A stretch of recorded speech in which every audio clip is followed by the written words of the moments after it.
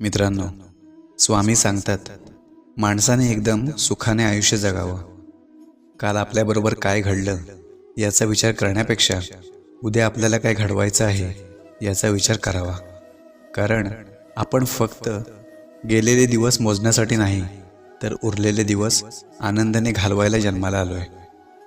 वाटा सापडत जातील, आपण शोधत जायचं. माणसं बदलत जातील, आपण स्वीकारत जायचं. परिस्थिती शिकवत जाईल, आपण शिकत जायचं. येणारे दिवस निघून जातील, आपण ते क्षण जपत जायचं. विश्वास तोडून अनेक जण जातील, आपण सावरत जायचं. प्रसंग परीक्षा घेत जाईल, आपण क्षमता दाखवत जायचं. सहज मिळून जाईल इतकं सोपं काहीच नसतं या जगात. जेव्हा वेळ येईल तेव्हा ते नक्की भेटतं, पण त्यावेळी ते विचार न करता स्वीकारता आलं पाहिजे. आयुष्य खूप सुंदर आहे आणि ते आणखीन सुंदर बनवणं आपल्याच हातात आहे. चूक ही चुकूनच होते, हे कितीही खरं असलं तरी काही चुका ह्या अशा असतात ज्याची शिक्षा आयुष्यभर भोगावी लागते. चर्चा आणि आरोप हे नेहमी यशस्वी होणाऱ्या व्यक्तीच्याच नशिबात असतात. तुमच्या विजयाची चाहूल तुमच्यापेक्षा तुमच्या विरोधकांना पहिल्यांदा लागते.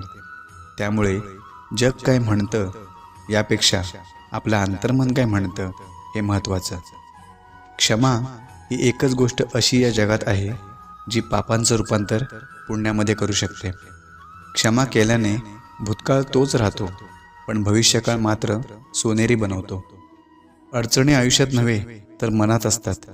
ज्या दिवशी मनावर विजय मिळवाल त्या दिवशी आपोआप मार्ग निघेल. अडचणींवर लक्ष केंद्रित न करता अडचणी सोडवण्यावर लक्ष केंद्रित करा. दोन गोष्टी कधीच संपू देऊ नका. मनाचं बालपण आणि अंतःकरणातलं देवपण.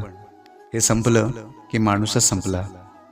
आपल्यासोबत दुसऱ्याचंही चांगलं व्हावं असं ज्या व्यक्तीला वाटतं त्या व्यक्तीला जीवनात काहीच कमी पडत नाही.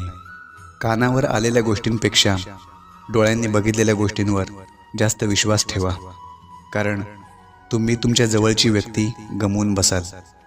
आयुष्यात त्याच व्यक्तीवर विश्वास ठेवा जो तुमच्या अंतःकरणातील या 3 गोष्टी ओळखेल.